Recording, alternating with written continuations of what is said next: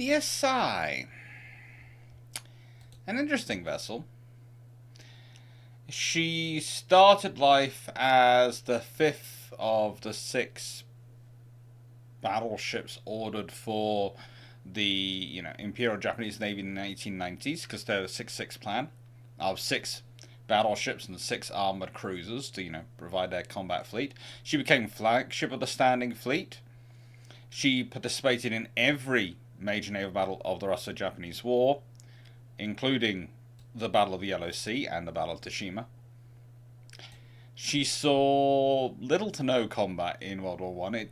There is theoretically no combat, but there is the fact that she was adjacent to a lot of combat situations in World War One in such a way as I wouldn't like to say a blanket no combat, because she's close enough. She's getting a taste for it, if not actually getting it.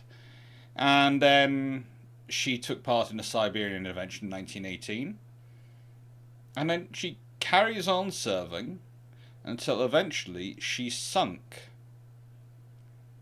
by USS Salmon in World War II. And most of her crew survived, though. So she's a well-built ship. Now,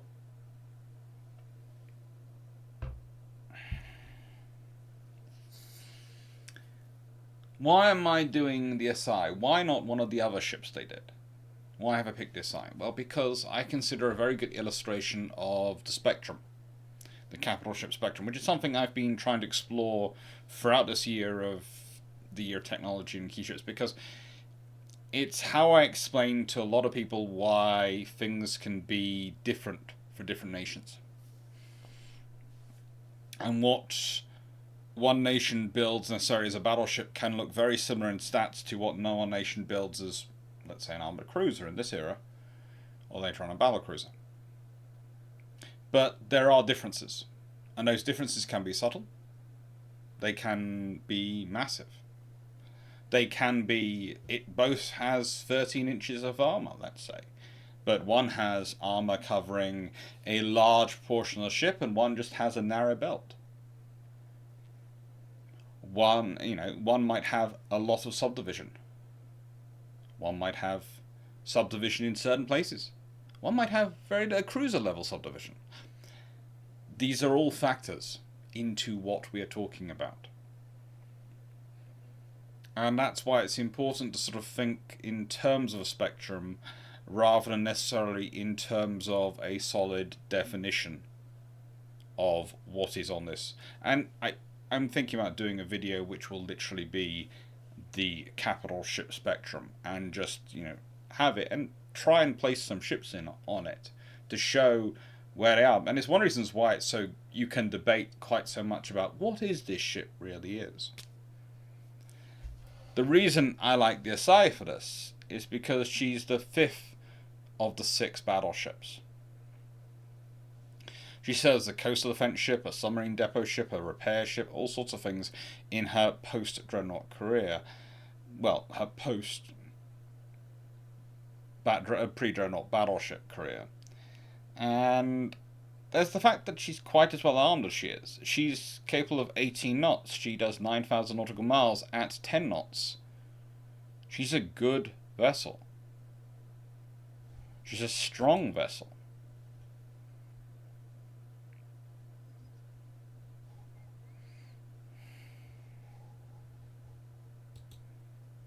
James Book Look.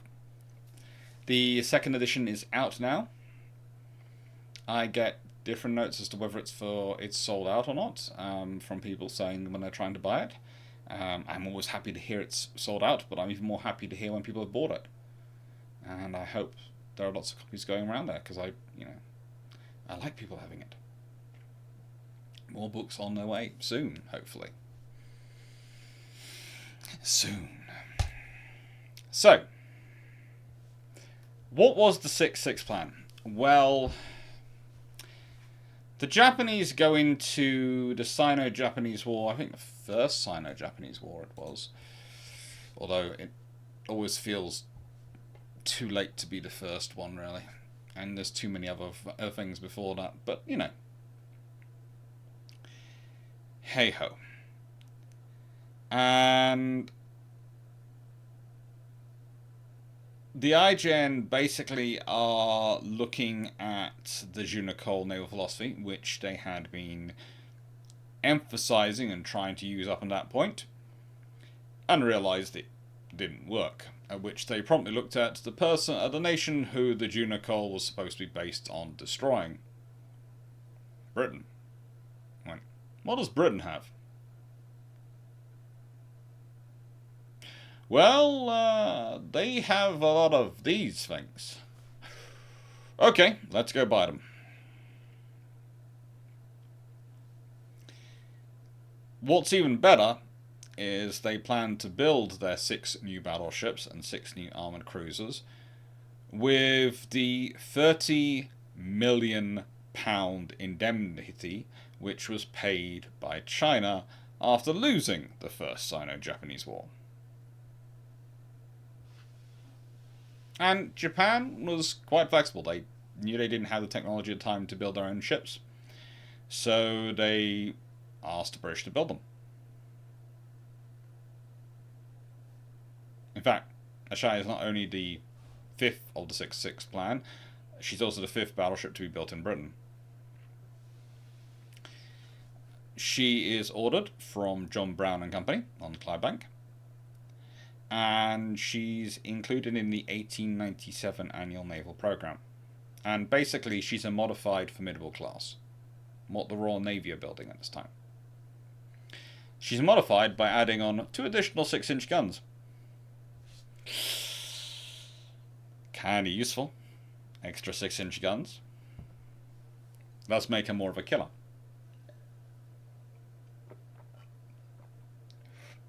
Because remember, in this period, thanks to the realities of fire control, and thanks to sort of similar discussion as you would get with later on discussions about 8-inch versus 6-inch guns for cruisers, whilst you have the 12-inch guns, they are your status guns and they're for your long-range fire. You may or may not hit something. If you do, you may or may not injure it. It's rather unpredictable. In fact, this is all pre the Battle of Tsushima, which really shows that long-range fire can be directed. And then they will start working out, actually, how can we direct this and how can we do this? Up until that point, it had been much of a theory about a theory. Well, that means that the real killing weapons for your battleships are your 6-inch guns. You get in close and you fill the enemy ship with as many holes as you can. You set it alight from stem to stern. You burn it. If we consider the Battle of Tsushima, that is to an extent what happened. Especially once the Russian fleet broke and the Japanese battleships managed to get amongst them. They'd done the long-range fire thing, yes, but when they're broke and they're trucking down individuals and finishing off solo ships, oh yeah, that's the 6-inch guns. They're slaughtering them.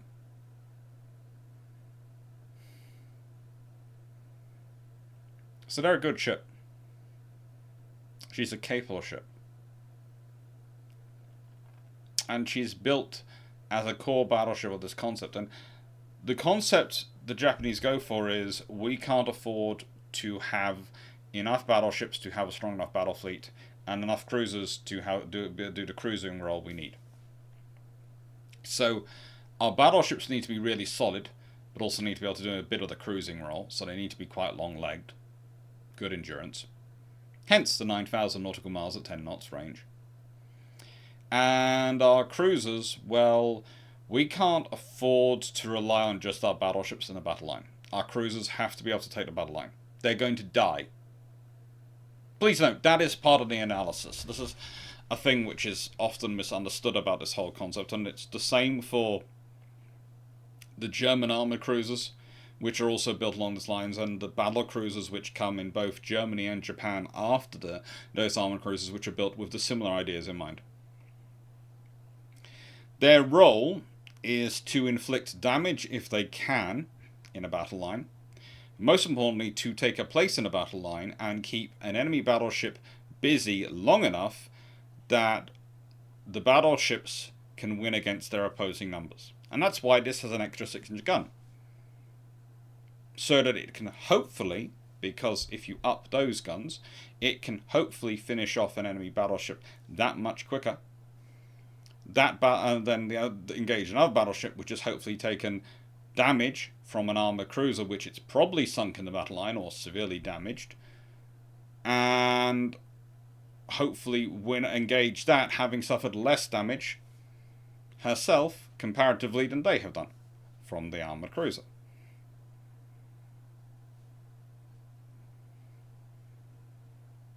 It's all about making yourself a tough enough pill to swallow that no one fancies taking that medicine.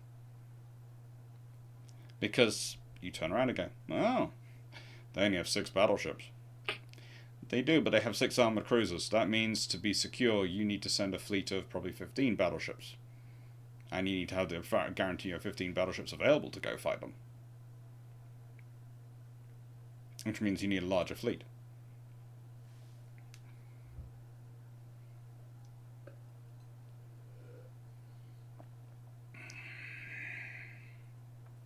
Deterrence is often about 2 things.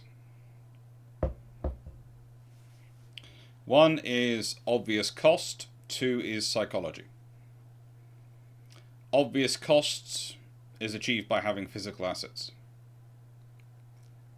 Psychology is achieved by showing a willingness to use them.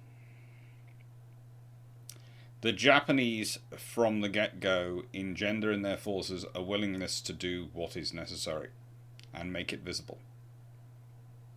They have all sorts of events. That's one of the reasons why the Russians believe that there are torpedo boats out in the North Sea. Why? Because they honestly believe the Japanese are prepared to do, for want of a better phrase, suicide missions. They believe that is what they're prepared to do. They believe they're prepared to do whatever is necessary to win. Take whatever risks, suffer whatever casualties. They don't care. That's what the Japanese have been projecting, that they will do what is necessary. The thing is, for a while, that's a calculated part of their persona to project themselves and provide deterrence. At a certain point, various officers and a large faction of Navy starts to, and a huge chunk of the army, start to drink their own Kool-Aid, to use that particular phrase, or believe their own hype, to use another one, and actually start to embrace that. And that's when you end up with some of the issues with the Japanese armed forces in the 1920s and 30s. But in this period, they still understand that realistically what they want to do is as well trained as they possibly can and as sensible as they can. You know, the officers who command at Tsushima are not thinking about dying for Japan. They're thinking about conquering for Japan, destroying for Japan. If you had turned around to Togo Hirashiro and said, "Are you willing to die for the Emperor?" "Of course." "So, will you charge the enemy?" "No. I've got a plan. I'll die if I have to, but I'd rather take them all out first." And at no point would he have been questioned for his bravery. At no point would any senior officer have gone around and, "No, you must charge the enemy." No. In fact, the very thought of not being able to question that sort of command would not have entered into Togo or a lot of the senior officers of his generation's mindset. It's very different to what you find sometimes in the Second World War. Very different. So, the vitals. And there are some interesting ones. 15,400 tons in normal. That's not fully loaded. That's normal. Are roughly 129.6 meters or 425 foot 3 inches in length. Beam 75 foot or 22.9 meters. Draft 27 foot 3 inches or 8.3 meters. And she had 25 Belleville boilers, which supplied 2 triple expansion steam engines, which drove 2 shafts with 15,000 indicated horsepower for a top speed of 18 knots, and as mentioned earlier, 9,000 nautical miles at 10 knots. A complement of 773 were able to crew two twin 12-inch guns. That's 4 12-inch guns in 2 twin turrets. 14 single 6-inch 152mm quick-firing guns, casemate mounted. 20 single 12-pounder French 76mm guns. They're all over the place, really all over the place. Basically, you could also say that one of the reasons why the Russians are probably sensible to be scared of torpedo boats from the Japanese is just how much emphasis they put into being able to deal with torpedo boats in their own weaponry. Shows that they were thinking about them. 6 single 3-pounder, that's 1.9-inch or 47mm guns, and 6 single 2.5-pounders, Hotchkiss guns, which are also 1.9-inch or 47mm apparently. And 4 18-inch torpedo tubes. They had Harvey armor, which was the latest and greatest at the time, with a belt between 4 and 9 inches thick. Again, getting concentrated in certain parts of her, getting less concentrated in other parts. Basically, you had 4-inch forward, 4-inch aft, 9-inch along the center area, the citadel space. Then had a deck which was 2.5 inches to 2.5 inches to 4 inches thick. Again, citadel's the most heavily protected area. Turrets had 6 inches of armor. The barbettes had between 10 and 14 inches of armor. That's to try and protect them and protect the magazines they led to. Conning tower, 14 inches. And the casemates between 2 and 6 inches of armor. It's a well-armored vessel. It's a well-protected vessel. As, again, befits it. This is about building a battleship which is capable enough in terms of range and deployability that it can keep close enough to the cruiser line that they can move as one. So the cruisers can do the cruiser mission, knowing the battleships are not far away. And then when they fight the battleships can be there, and the cruisers can fall into line with them. It's all again about maximizing cost for any threat. And this is not about this is not about China at this point. China is paying Japan's bills at this point. They're not worried about them. No, they're now worried about others, specifically America, but also Germany. It's one of the lesser-known things that a big factor in Japan's desire for a British alliance, an Anglo alliance, is the German desire for a place in the sun for their own territories. And at one point, I think it was a poster or something put out in Germany caused some issues. And again, I haven't seen this poster myself, I will say, and I haven't looked into this myself, but a friend of mine who is a very good young Japanese historian and who studies a lot of that period told me that this poster, which apparently appeared in Germany it must have been around about the time of Dreadnought's launch, but not too much after it, if that makes sense, appeared to show the Japanese sun in the background as of their Germany's place in the sun campaign, Germany's victories. And probably it was just a stylistic choice, and you have to probably look at it and go, yeah, but to really see the Japanese sun. But that was interpreted, and this is something again you have to think about today with social media and all the stuff we have going on in that. There are factors when you have these things going on. There are factors that something that might look completely innocent to your eyes could be taken completely differently by other powers.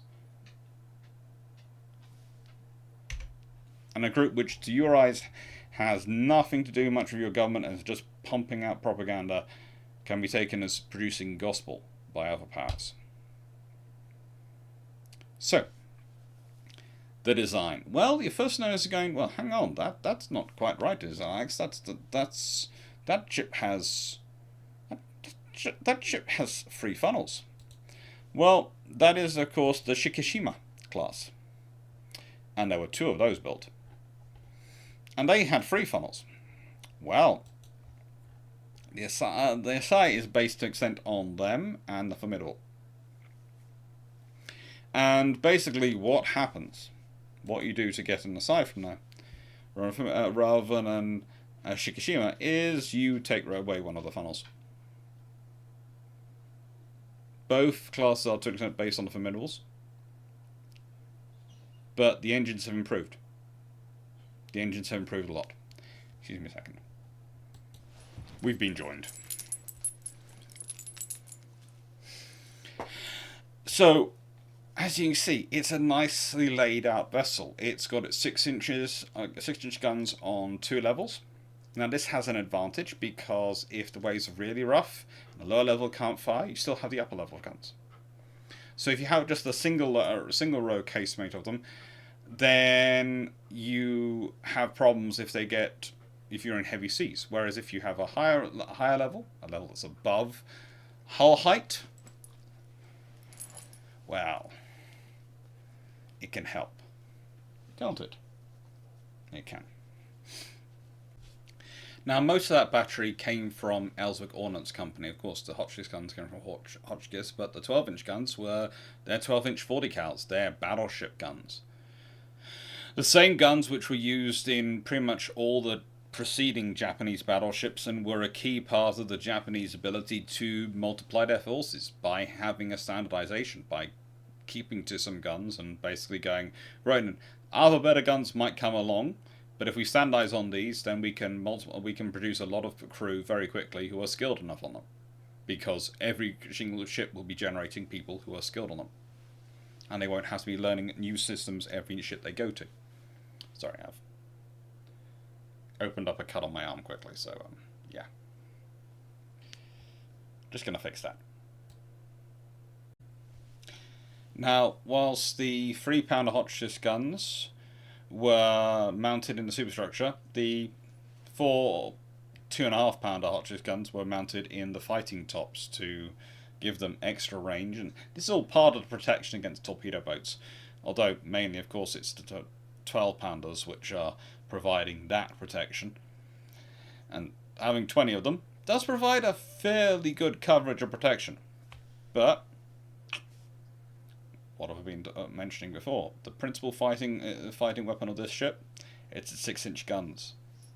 It's got 14 of them, 8 on the main deck, 6 placed above them in the superstructure, and they fire 100-pound, that's 45 kilogram shells, with the velocity, theoretically, if everything's done correctly, of 700 meters a second or 2,300 feet per second. And those are what are going to do the heavy fighting. The really heavy fighting. And again, they're 40 cal. All of these weapons, a lot of them are 40 cal. And they are very capable at this point in time. The 40 cal itself will spend in service a long time. A long time in service with the Royal Navy. And with other navies around the world.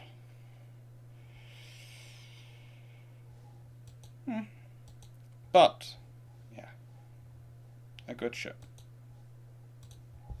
So, who's she built by? As I've already mentioned, John Brown and Company of Clydebank. And she is, of course, part of the 1897 Annual Naval Program. And when she's eventually launched, and I do say when she is launched, in 1899. Why was I going to say 1999? Sorry. 1899. She's already a hotly anticipated future Pacific ship. There's already a lot of interest on it. There's a lot of American interest. There's a lot of other interest in it, because one of the things with the Japanese building when they're being built, a lot of powers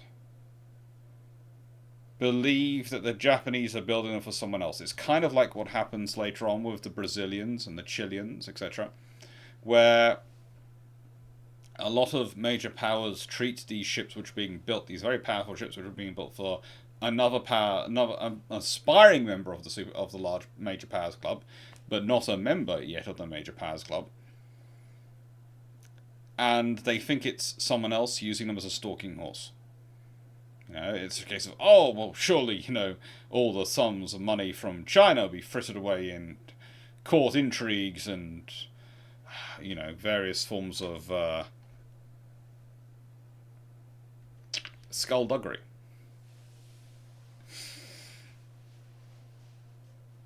And profiteering. When in fact it wasn't. It was very well accounted for. It was often misunderestimated this time just how mature a governmental system Japan did have. They did have checks and balances in place. It's one of the interesting things. You have various changes on the top level of modus operandi methodology. You have various things come up. And please note, the arm's now fine. Don't catch burns on a table. Okay? That's the advice. But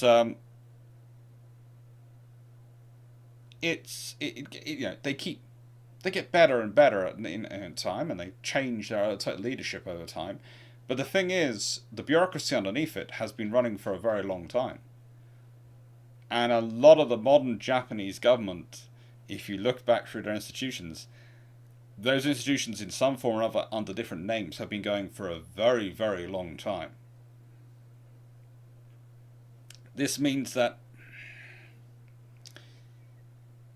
whatever issues you can have with the higher leadership of Japan and its disconnect sometimes with what is going on in the world and what the realities of the world are, in terms of the application of what they want to do, there's often a lot of professionalism going on. Now, what always surprised me is they have the same ideas about the Fuji class, the same ideas about the Shikishama class, and then they have the same when this one's being built. It's again and again and again, who's this really being built for? Who's this really being built for? Is this secretly being built for the Germans? Is this secretly being built for the Greeks? Is it secretly being for... Who was the other power they were looking at? Oh yeah, that it was actually being built for Australia. And they were hiding its construction by paying the Japanese to do it. And all sorts of things go on. I think that one was a particularly random one. I think that... Well, I'm not sure. That was reported in a... I seem to remember that example when I was reading a book was reported in a very disreputable magazine, and everyone immediately was going, yeah, that's twaddle. But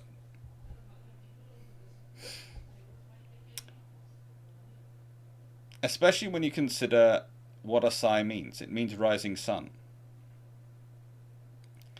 It's an important name for a Japanese navy. It's important for Asiology. It's an important part of the Japanese fleet, because the rising sun, the rising Japan, this ship is important.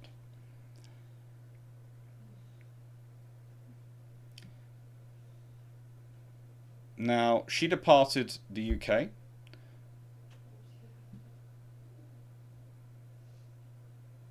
after, post-trial fixing and maintenance and additions, because she'd had some issues with the bottom plating, because she'd run aground off South Sea during her sea trials. But after those trials had all been completed, after the repairs of trials had been completed, after the modifications, she literally leaves for Japan one day afterwards. Arrives in Yokosuka on 23rd of October 1900. As mentioned earlier, she becomes the flagship of the Standing Fleet on the 22nd of May 1901, assigned to 1st Battleship Division of the 1st Fleet, when a combined fleet was formed on the 28th of December 1903. During the Russo-Japanese War, she's commanded by Captain Hikohashi Yamada and is assigned, as said, to 1st Division of the 1st Fleet.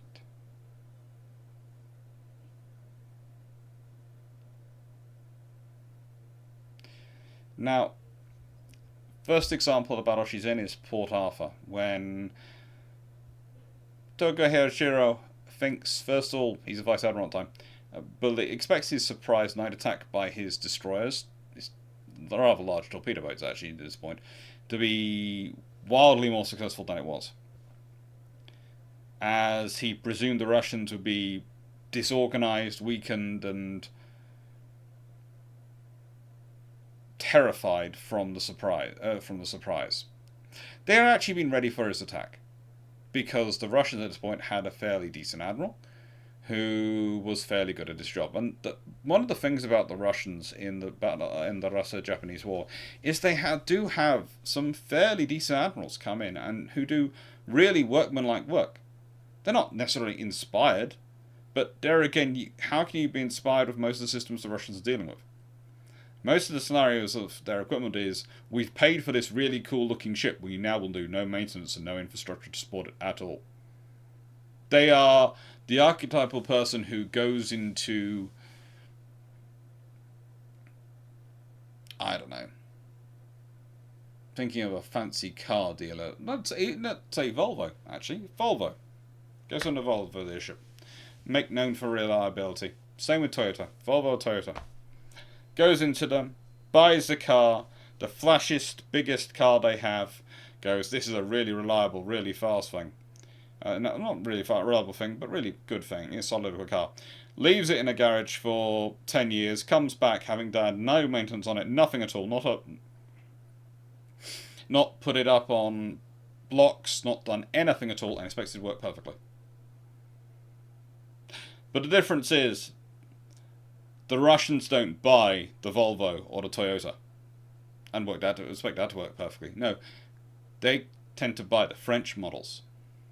They like the French beauties. And so they go and buy a Bugatti.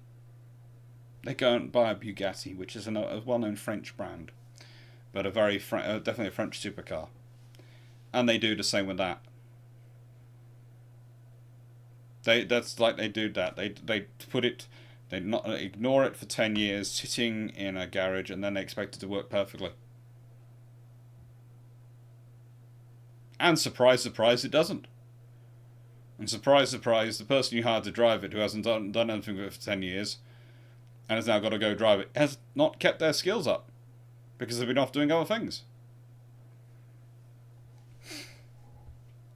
But, saying that, and from that idea, you get this idea they're going to be disorganized, unprepared, but you have decent leadership, they do tend to get things organized.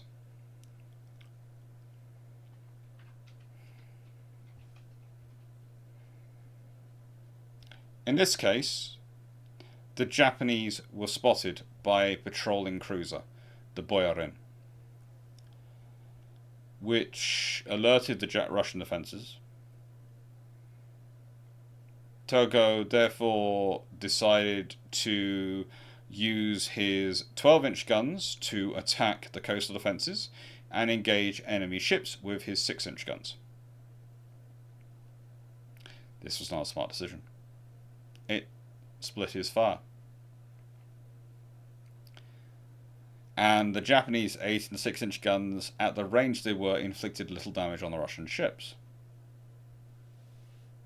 Where in contrast, the Russians, of course, were just concentrating their fire on the Japanese ships. That's all they could do. There's no fortifications for them to focus on. Russian casualties in the First Battle of Port Arthur, that's the 9th of February 1904, were 17 killed, whereas the Japanese suffered 60. Killed and wounded before Togo and disengaged. Asahi wasn't hit though.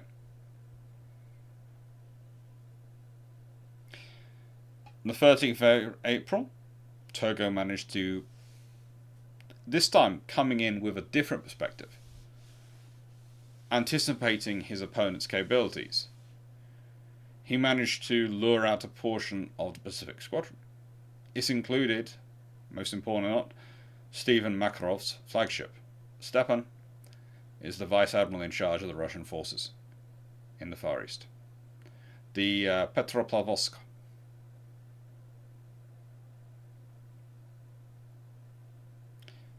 Turgo sprung the trap with the battleships of the 1st Division, causing Makarov to turn around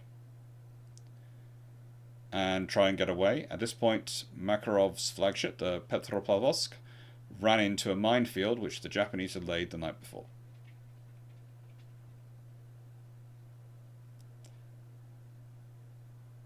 His flagship sank. Some say less than 2 minutes. Some put it as many as 3.5 minutes. Others say less than a minute. I think, from my own thinking, that if one of the magazines explode, and that's been detonated off by a mine, I think you're talking about sections of the ship sink after have all gone after 2 minutes. I think it's all gone, because I doubt the ship is left in one piece. So, unsurprisingly, Makarov is one of the ones killed. At this point, Togo decides to carry on with his long-range bombardment missions, and the Russians lay minefields, which managed to account for Japanese battleships the following month, but not the Asahi, of course. So, you have fors and against. You have a very mixed war in terms of the Russo-Japanese war. It is often portrayed as a walk in the park for the Japanese, but it wasn't.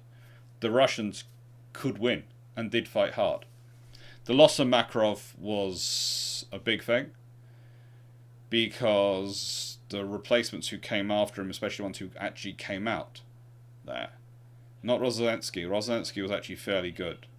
Rozelensky was good. I think my sister is calling for Zebedee. During the Battle of the Yellow Sea, she was commanded by this point by Captain Tsunakira Nomoto, and she takes a prominent position in the second column of Japanese battleships. During this battle, she's behind the Mikasa, and is therefore close to what is a primary target for the Russian ships. They know exactly where the flagship is. They know exactly what the flagship is up to. They're looking for that. And still, Asahi is only hit by a single 12-inch shell that managed to wound 2 crewmen. Her guns in the after 12-inch turret were disabled by shells that detonated prematurely in their barrels, though. This despite them being as well practiced as they were, as well drilled as they were, and as capable of mechanisms as they were. This shows that even when you're doing the things right in the right way, things can go wrong. She therefore concentrated her fire primarily from a forward turret, but also 6-inch guns when they were in range, upon the Poltava and the Severich, which were 2 Russian battleships. Both those vessels were lightly damaged by Japanese shells, which sadly were also proving to be slightly less than penetrative. However, 2 of her 12-inch shells that struck the bridge of Tversk killed the Russian squadron commander, Vice Admiral Wilhelm Gevitkev, his staff officers, and, well, 2 senior staff officers, and the ship's quartermaster. This is probably the most important hit of the battle.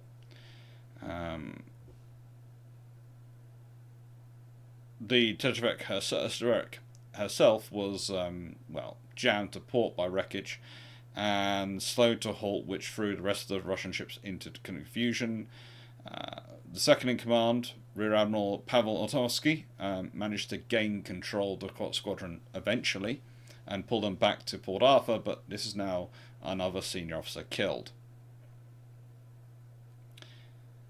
In October, Asahi struck a mine off Port Arthur while on blockade duty, and testimony to how she behaved later on in life, while she was severely damaged, she survived and she was able to be repaired at the Salisbury Naval Arsenal between November 1994 and April 1905. And it's at this point that we have the Battle of Tsushima. Now, she comes back in April 1905. She's worked up by May 1905. So again, she's following the Mikasa into combat. This time, she focused her fire on the Knyaz Surov, the Russian flagship.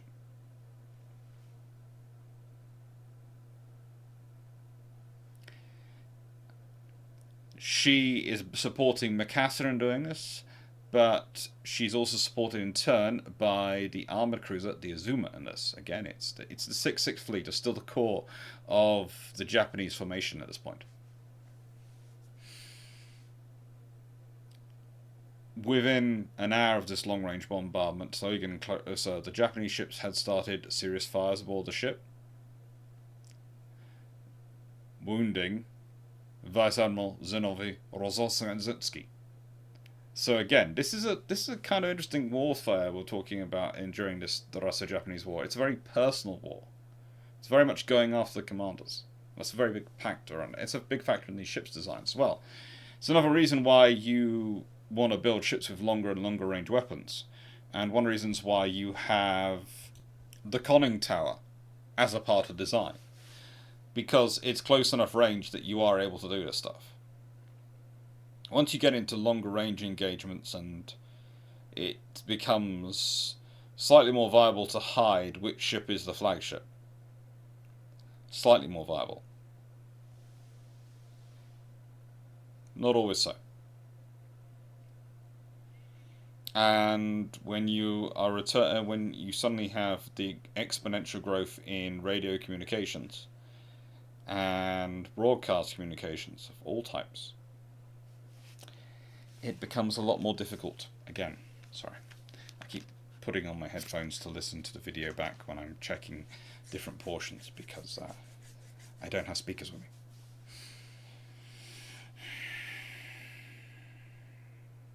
Now, the Russian ships had managed to concentrate their fire on Mikasa during the early part of battle, but the Asahi had managed to escape damage.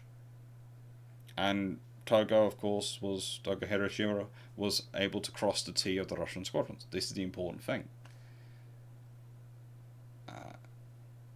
Knyaz Surov actually wandered around for a while her steering was being repaired between the Japanese and Russian fleets, and was heavily damaged during those occasions. She's sort of doing almost a HMS Warspite, but in a nicer way, whereas Warspite did it successfully, the Knyaz Surov looks more like it's trying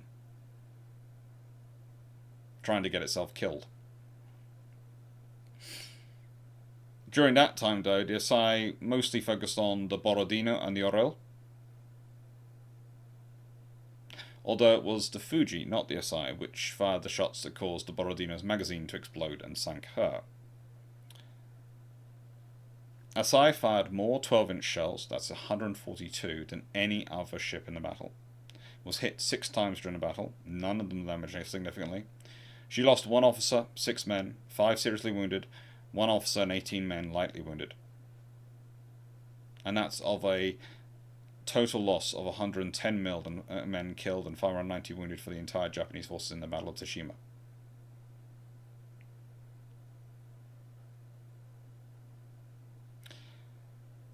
Captain W.C. Pakenham, the British senior Royal Navy observer of the battle, sent there under the terms of the Anglo-Japanese alliance, was actually aboard the Asahi, and in a deck chair on her quarterdeck, taking notes for the entirety of the battle.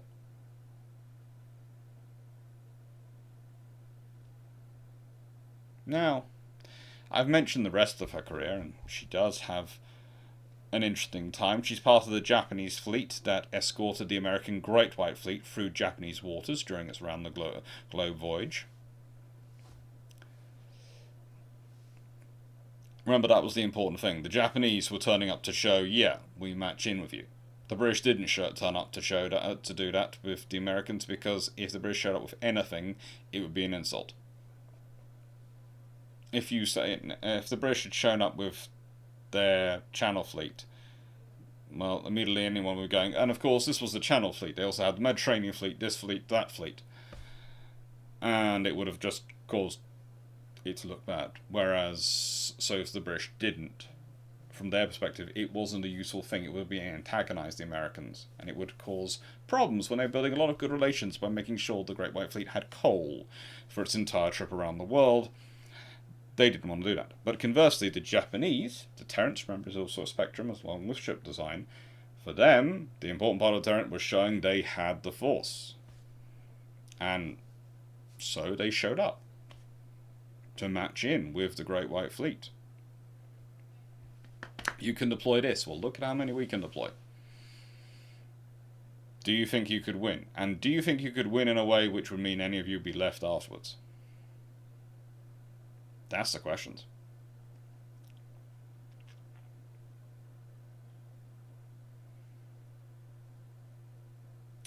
She became the gunnery training ship in 1914, but was rearmed in 1917 with Japanese guns rather than her original British-made guns. And she was assigned to 5th Division of Third Fleet at this point, becoming flagship of a division and participating in the invasion in the Russian Civil War. She escorted troop convoys to the Russian Far East and was a guards ship at Kamchatka from January to August 1918. She was then reclassified as a coastal defense ship in September 1921 and then disarmed in Yokosuka in compliance with the Washington Naval Treaty, where she was turned into a training and submarine depot ship.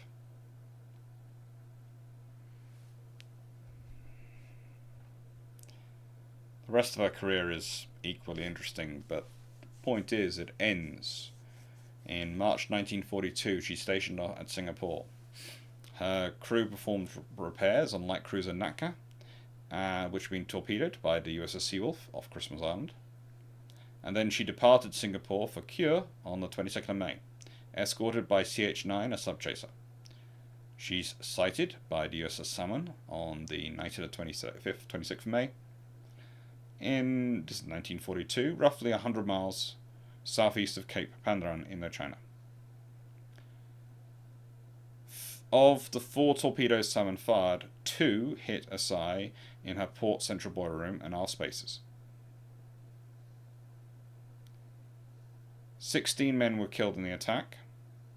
The ship's captain and 582 crew were rescued by CH-9, and yeah, she's lost.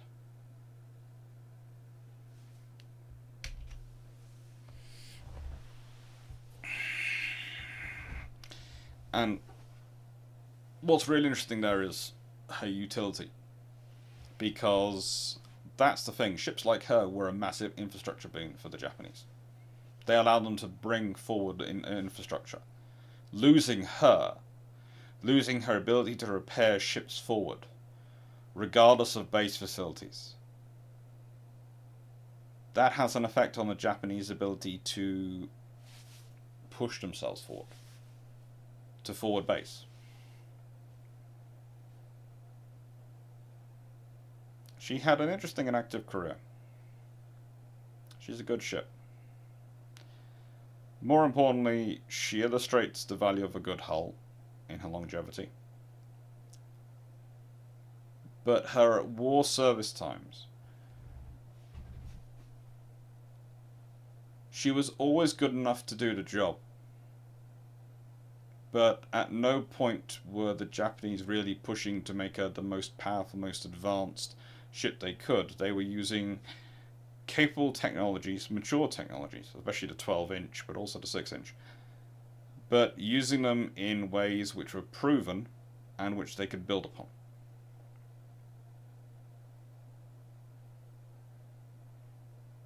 The only differential being they wanted them to have slightly or slightly better range and slightly better cruising speed. Now you can say this is part of the parcel of being a Far East based vessel, i.e. working in the Pacific, but it's also a factor of what the Japanese want to do with these ships.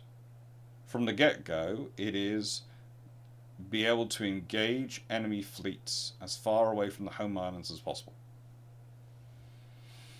and to engage them in a battle such that their losses are going to outweigh their potential gains from continuing the conflict, or at least buy an honourable peace.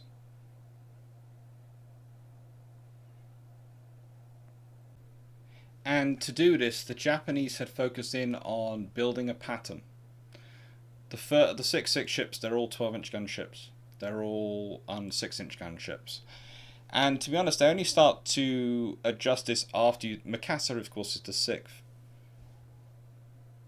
They only start to adjust this once you get to the Katori class, who really are starting to head towards the semi-dreadnought, in that they have these single 10-inch guns, 4 single 10-inch guns, as well as their 6-inch guns.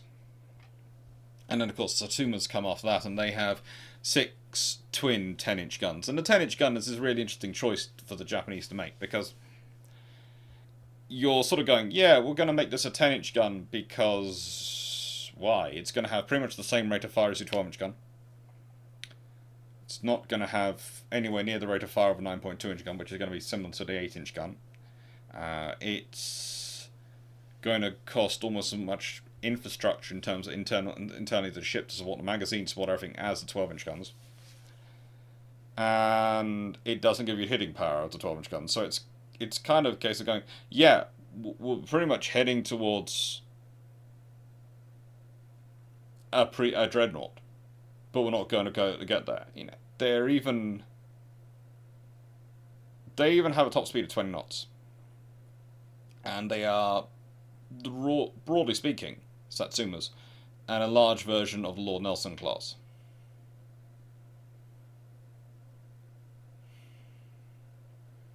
So, in simple terms, the Asahi is the 5th of a standard line of ships that the Japanese are building, and reflects this. It reflects the capabilities they have, it reflects the capabilities they want.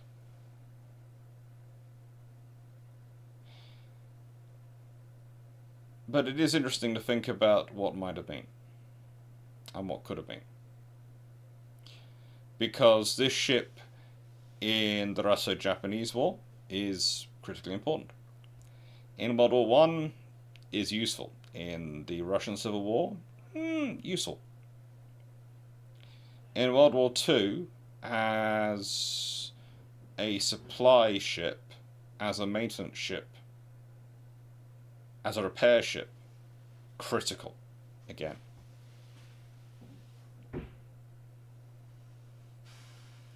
Which makes it interesting, because how many ships, and this is today's question, how many ships do you think of have a secondary career when their primary career is over, which is almost as critical, or if not more critical, than their primary career was? We're really interested to see what the responses are. So what have we got coming up?